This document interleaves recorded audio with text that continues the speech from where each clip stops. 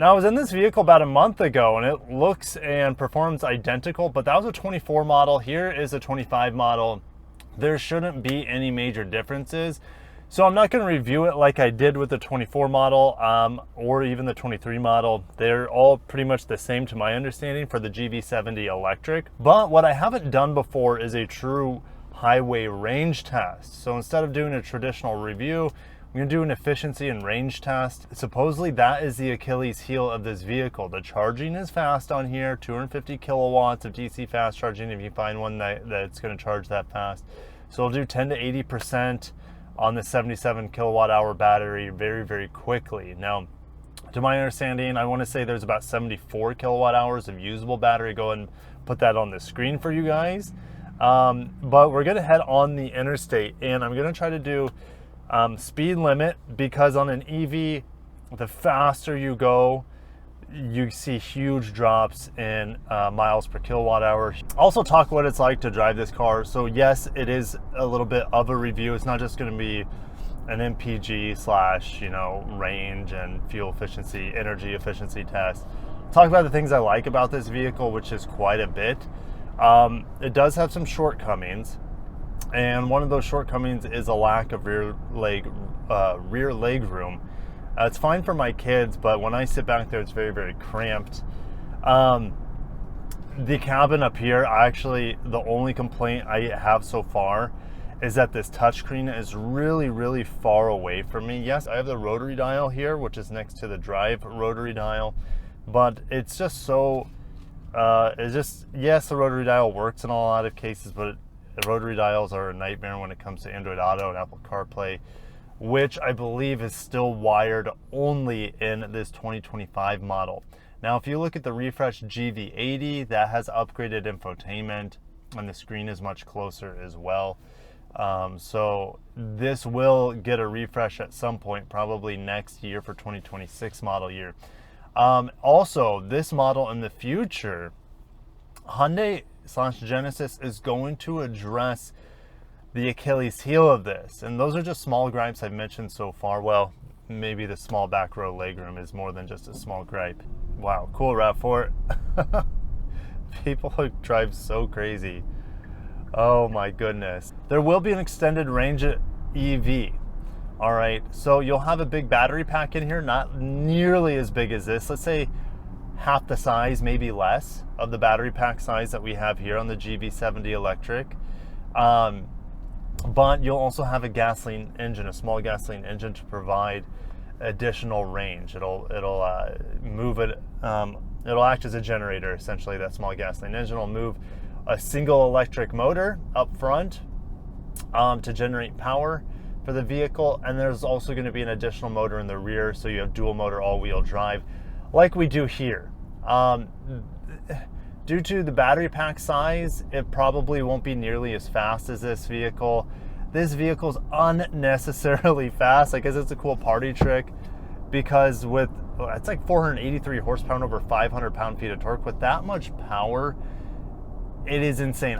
You only ever use it for, I don't know, 0 to 60 testing. Maybe you would use it sometimes to pass people on the freeway, but it's just like, you have an endless well of power on this vehicle, so you can break 0 to 60 in 4 seconds. I honestly I drive in eco mode. Eco mode is not going to give you the full power of this vehicle. Obviously, sport mode plus the boost. Actually, if you just press boost even in eco mode, it'll shortcut you straight to using the full power, which I love that. So I'll go ahead and do boost here.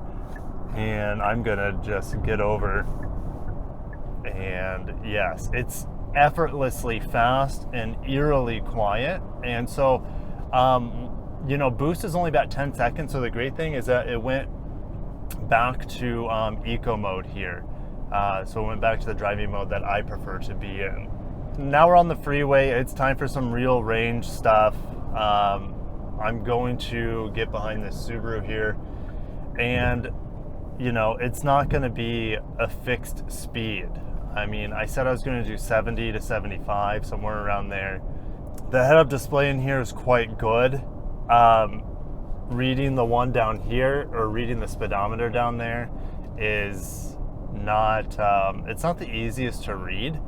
It's a bit busy for me. So having the head-up display here is fantastic, so I can have a shortcut to seeing my speed. The head-up display will not be popping up for you guys, of course, on the windshield. It's pretty much in my line of view only. There, that might give you guys a better view of what's going on. I didn't bring my ceiling mount. I was a little bit of a rush because I just dropped the kids off at school. There's another electric vehicle here from sister brand Kia, the EV9. I'd love to do a range and efficiency test on that as well. So I'm just gonna get off the gas here, or should I say throttle. I'm gonna get it over, and I'm going to set this back up at, let's just say 74, 75, and it'll pace off the car in front of me because it does have radar cruise control. All right, so you can see on the main screen there's 89% battery left.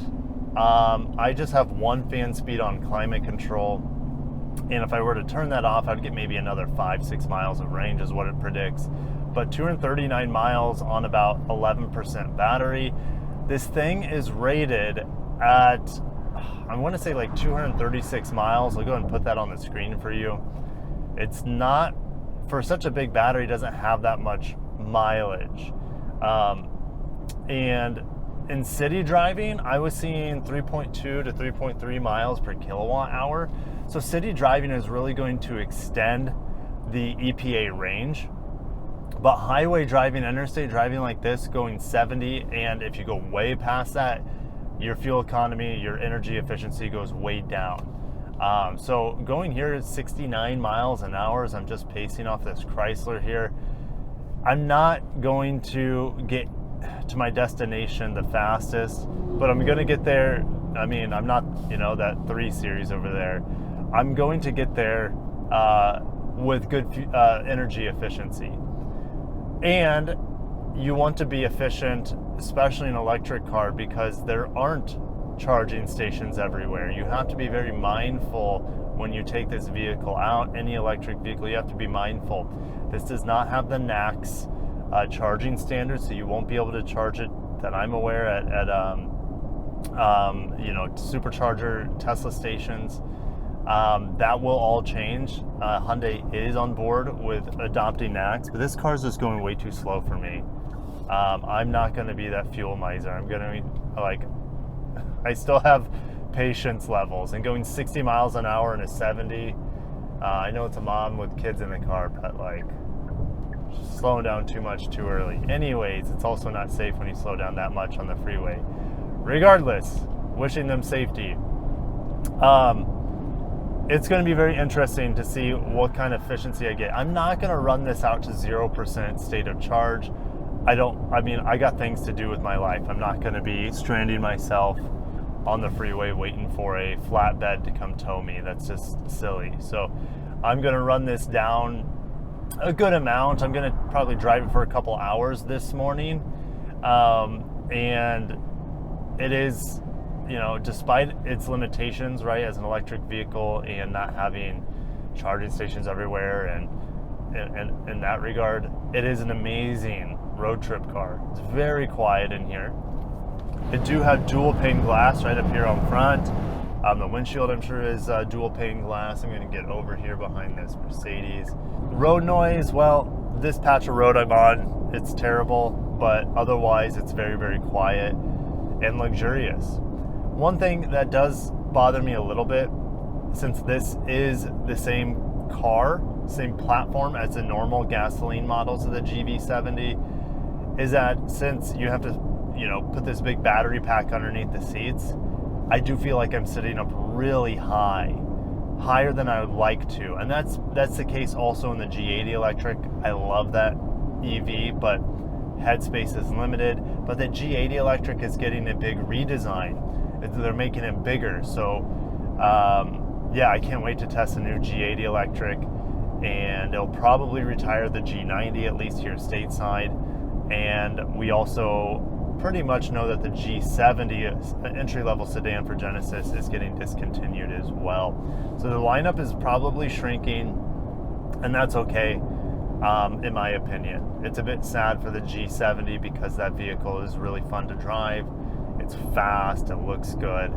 But yes, most of the Genesis sales, like any luxury brand, it's in their crossovers. And so, like I said, this vehicle used to be made in Korea. Now it is made in, I think it's in Alabama where they make this. Build quality seems to be pretty good. A few things don't line up perfectly, like some of the stitching on the dash to the door isn't perfect, but it still feels super luxurious in here. Smooth, quiet, comfortable. It feels like it's built really, really well. No creaks or rattles. The tech in here is great. The safety in here is really, really nice.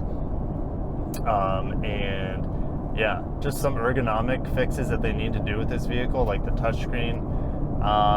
Find a way to lower the seat in here so I don't feel like I'm sitting up obnoxiously high for the size of this vehicle. And I mean, maybe some refreshed styling. I like the exterior of the GV70. They don't have to change anything on the outside.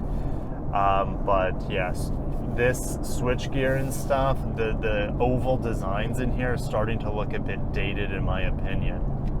The lane keep assist in here is fantastic. I don't know what else to say about it. It's really good. I can do hands-free. No, it's not advertised as hands-free. It will chirp at me here in a little bit to let me know. And it is windy right now, it seems like. I seem to have a good crosswind right now. Not 100% sure. Oh, here's a fun fact, is that yes, it does have a 360 camera. It will let you know if the charging port is open. Not all EVs will do that. So I like seeing that. And what's funny with the 360 camera, you'll be able to see that the charging port is open. So, you know, unlike a gas car where you can see in your side mirrors, typically if your gas cap is open, here your 360 camera will tell you if your front charging port / only charging port is open. Now, Hyundai and Genesis do a good job of letting you know just briefly where the nearest charging station is. It says Worthington Country Club. I would say 90+% of the charging stations that pull up on here are going to be slow level 2 chargers. And it's just not realistic to charge there unless it's an emergency. Of course, you want to charge at level 3 DC fast charging anytime you're taking this out of town. Otherwise, it's just going to be a slow grind and you're just wasting your own time.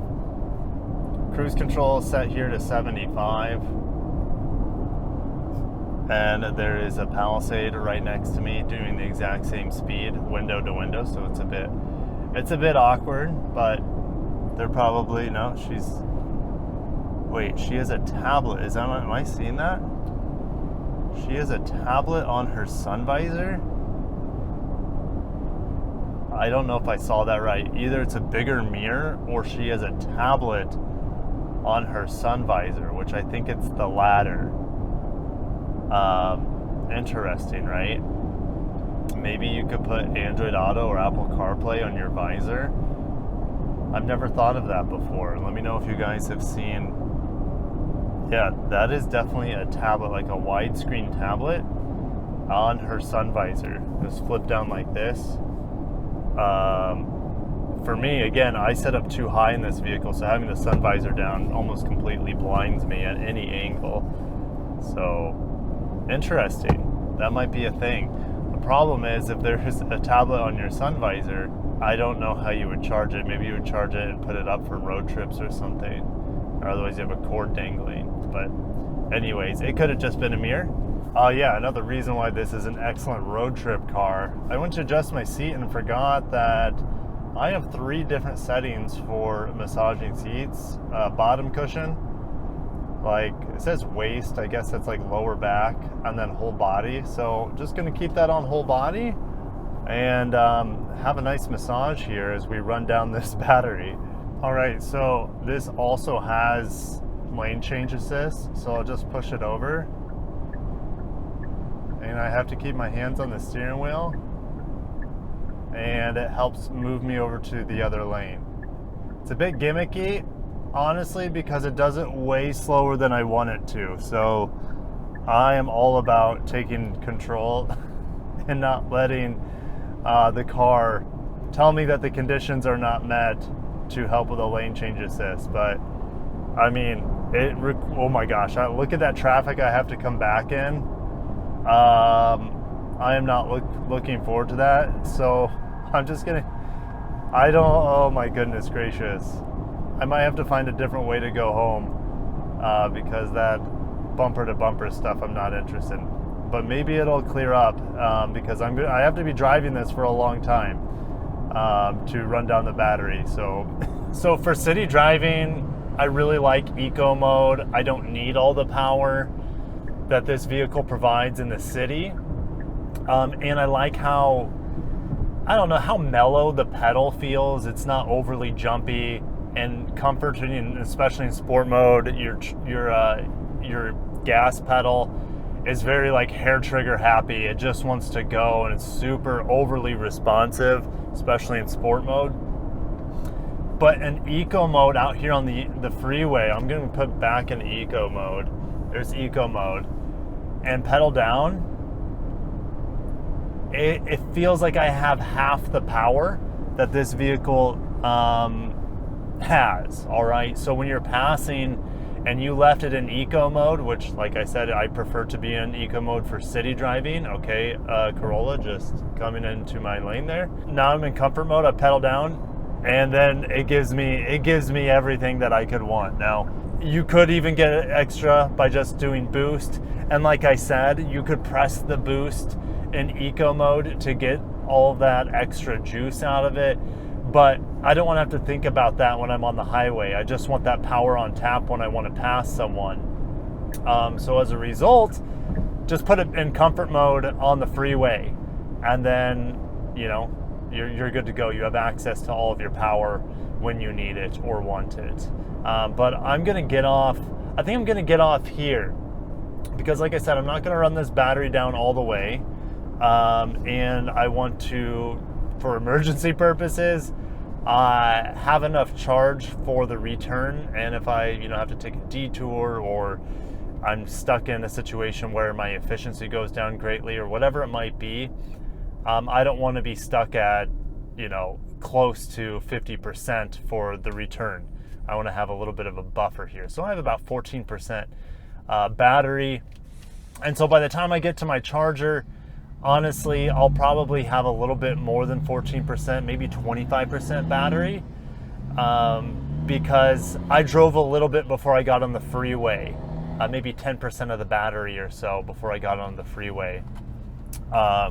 So I have a large buffer, I'll say, probably 25% or so when I charge this. And I'm going to attempt to charge at a DC fast charging. There's one by the Target off the freeway where I live. So I'm hoping to have no snags or issues there with the fast charging, and give you guys my impressions with the fast charging on the GV70. All right, I've been playing with the electronics a little bit. For example, on this EV screen. So let's say, yes, I'm using the rotary dial. It's easier to use because I would have to reach so far. But anyways, the rotary dial is also nice for this, because if I go to the menu page on this EV screen and go down to energy information here, I have 3 different really juicy submenus here. Okay, I have battery status, which will tell me my state of charge, but more importantly, it tells me, hey, if I find a charging station that allows for 800 volt charging, it's going to take me 37 minutes. 400 volt charging, it's going to take an hour and 10 minutes. All right. And then if we look at an AC charger, if you're on a level 1, or you're just plugging into a normal socket at home, and it's going to take 43 hours to recharge to full, to 100% on a level 2. And that, I'm going to say this is going to be a pretty fast level 2, probably around 11 kilowatts or something. My level 2 at home is only like 3.6 kilowatts. So my fast charging at home, my 240 volt level 2 would probably be closer to like 10 hours to charge, I would say. Because it's typically about a little bit more than 3 hours faster, or 3 times faster than a normal 120 volt. So it's just cool that it shows you all that information. It would be nice to be able to customize this to say like, okay, well, the 800 volts that I charge at, I want these estimations to be at 200 kilowatts, or for my level 2 at home, especially for the 240 volt, I want that to be at, let's say, 3.6 kilowatt charger instead of maybe the 11 kilowatts that is on here by default. Next submenu is electricity use.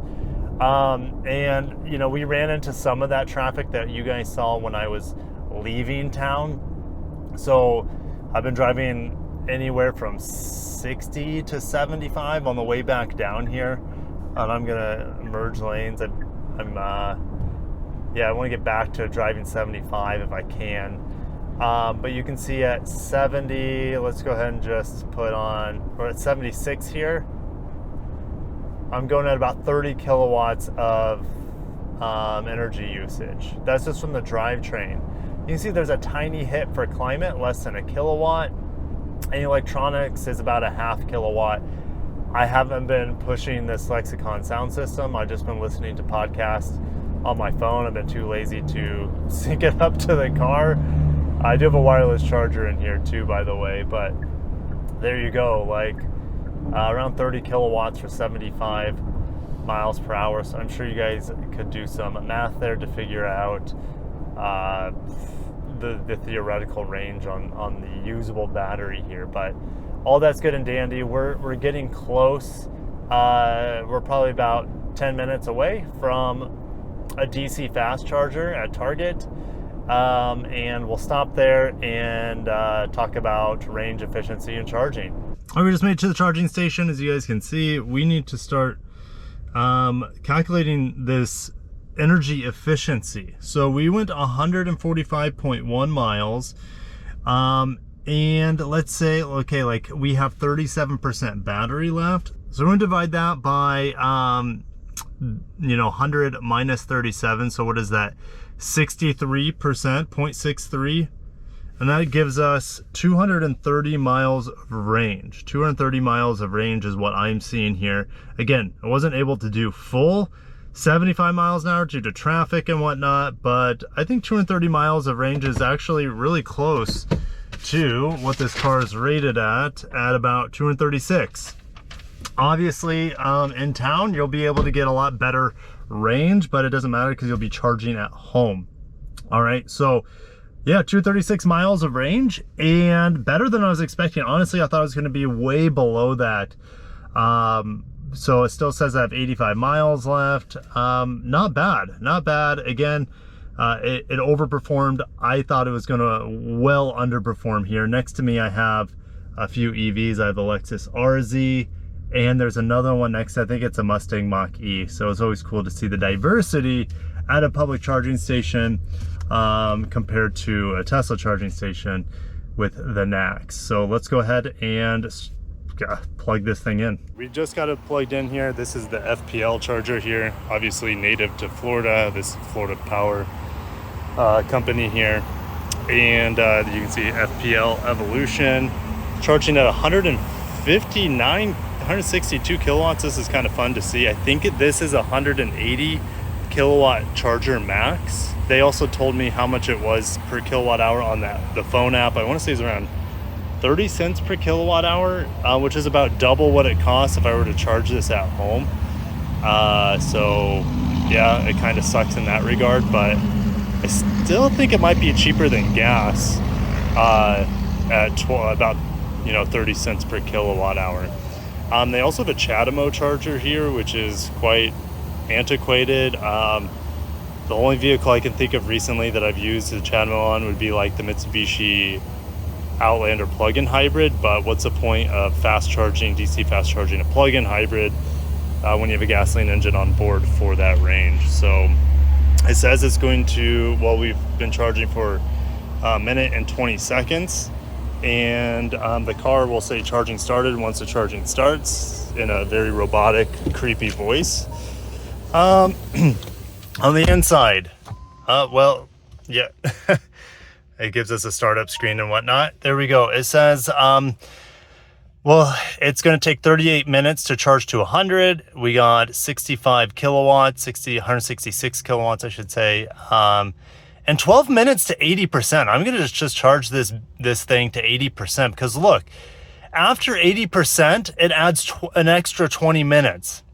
All right, so I can get about 40% in 12 minutes with this charger. Again, if I had 250 kilowatts, I would get to 80% even faster. It's typically like 10 or 15% to 80% in like 18 minutes, somewhere in there. It is with our limited charger here that caps at 180 kilowatts. Realistically, it charges here about 167 kilowatts. I mean, I'm not going to sit around and wait an extra 20 minutes and then let me see what happens if I turn the car on. I'm not going to sit around and wait an extra 20 minutes to get 20% when I can just plug in the vehicle at home. Let's see here. Let's see if it gives us any more metrics on this screen. So we'll go to EV here, and we're at City Mattress. Not sponsored by City Mattress, but that's where this charger is. Let's go to menu, and we're gonna go to energy information. Right now, 37. Let's see here. It just says charging. Doesn't give me a whole lot of information. Anything here? Nothing there. This is kind of interesting, guys. Today I've been getting about 3 miles per kilowatt hour, and that's what has helped us be very, very efficient. And then all the way down here, like worst case scenario, I didn't drive it this day. I don't believe. Maybe I did. But the worst case scenario is about 2 miles per kilowatt hour.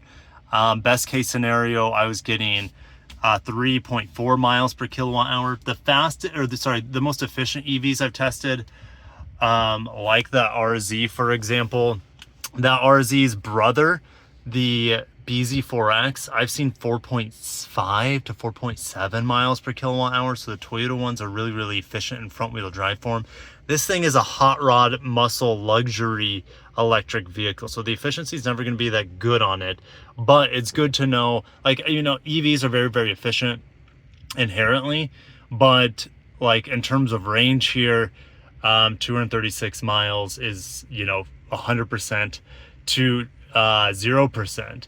And if you're on the road, realistically, let's say you only use 20 to 80% of your battery while you're out, just to be safe. But I would say take 20% off that 236 miles of range. Take 20% off, because I wouldn't want to be driving on a freeway with less than 20%, not knowing where my next EV charging station is. So, I mean, yeah. So let's say you're going to be using or respecting that this vehicle realistically only has about 80% of that range. So I'll go and put it on the screen, 80%. Now we're at 54%, and it's charging a little bit faster at 170 kilowatts, sometimes a little bit quicker, which is kind of nice. So I'm just going to sit here, relax, listen to some podcast, and finish up this video shortly. So we're going to zero out our clock here. I think it's with this OK button. Zero out the clock, put it into reverse. Oh, I should probably start it. Put it into reverse and get on our way. Again, there's that excellent 360 camera here, and the GV70.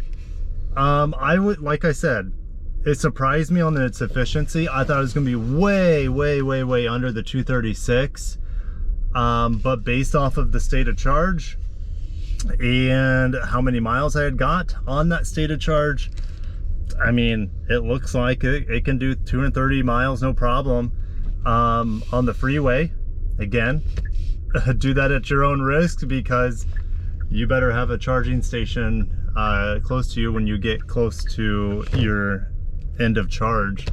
But yeah, I mean, in town, I'll go and put on the screen, like, let's say you're getting 3.2 miles per kilowatt hour in town, and you know, multiply that by the usable battery. And with the Genesis GV70, that was the first time, believe it or not, I've ever DC fast charged. I've charged so many EVs, but I do it all at home, and that's the big benefit. And I don't take any road trips with EVs, and maybe if I get an ID buzz with the family, we'll go on a road trip with that thing. vlog that. That guy almost fell over with his bike. Rough day. But yeah, I just charge at home with the EV. So first, I know what's ironic is that I've filled up hydrogen cars in California before, and I did that years before charging my first EV publicly.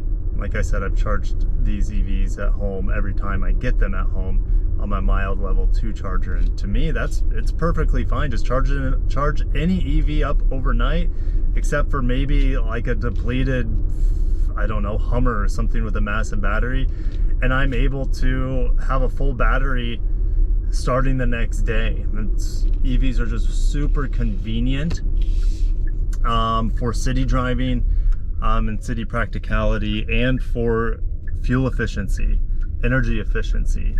Gasoline, even, here's the thing, unless you're getting 50 to 60 miles per gallon in a hybrid, it's really hard to beat that in any gasoline car, regardless of how cheap your gasoline prices are.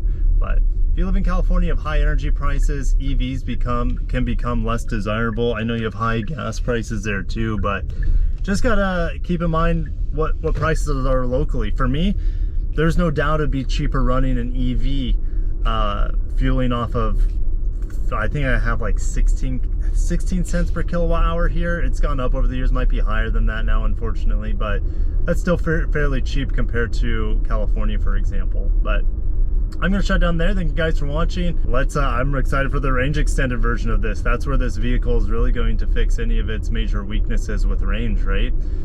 So bring on more powertrains. And even if this vehicle had a single motor option to reduce weight, to increase efficiency, I think that would be tempting, because I honestly just, like, nearly 500 horsepower here is pretty much unusable most of the time. But it's a luxury car, it's a power car. That's none of this vehicle is necessary. It's a luxury car, so I get it, but it's going to take a toll on your range. Thank you guys for watching. I'll catch you in the next one. Peace.